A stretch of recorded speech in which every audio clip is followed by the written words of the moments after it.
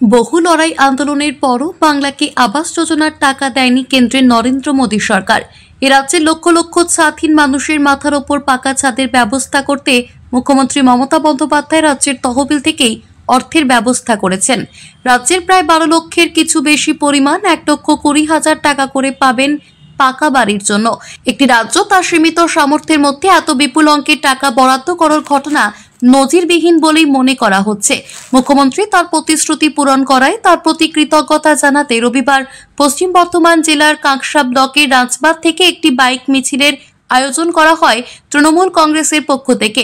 মিছিলটি রাজবাঁধ হয়ে গোপালপুর পর্যন্ত আসে।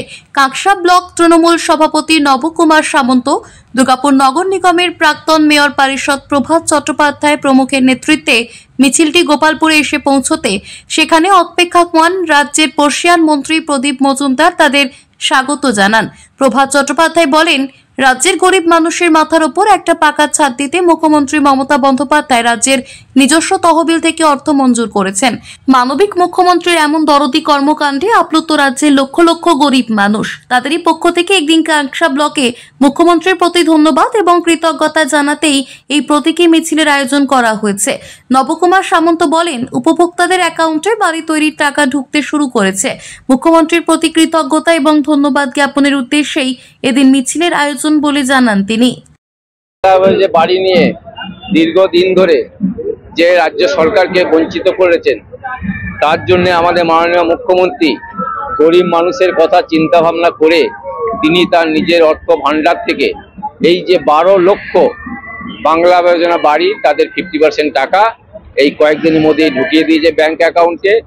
তার জন্য আমাদের দিদিকে, আমাদের গরিব মানুষের কথা যে চিন্তা করেছেন উনি, তার জন্য দিদিকে ধন্যবাদ জানানো এবং আমাদের গরিব মানুষকে এত যে সাহায্য করেছেন তার জন্য আজকে আমাদের এই মিছিল।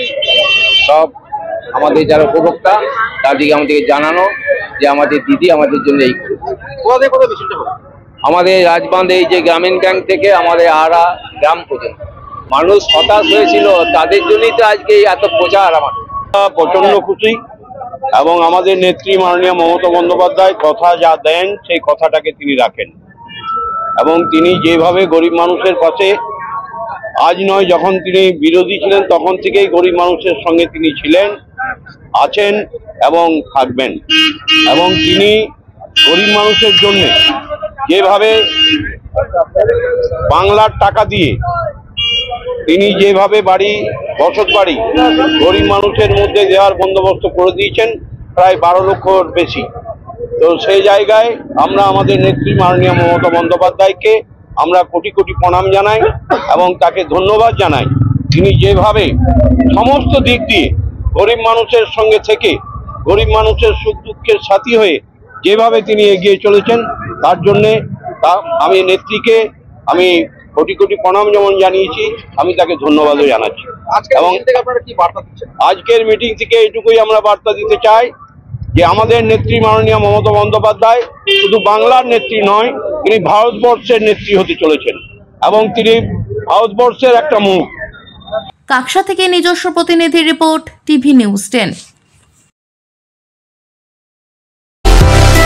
সুলভে সঠিক চিকিৎসার একমাত্র প্রতিষ্ঠান বিবেকানন্দ হসপিটাল।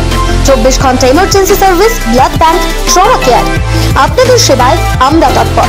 গুণমান ও পরিষেবায় দুর্গাপুর বিধাননগরের ডক্টর জাকির হোসেন এভিনিউর বিবেকানন্দ হসপিটাল শিল্পাঞ্চলের মানুষের মন জয় করেছে।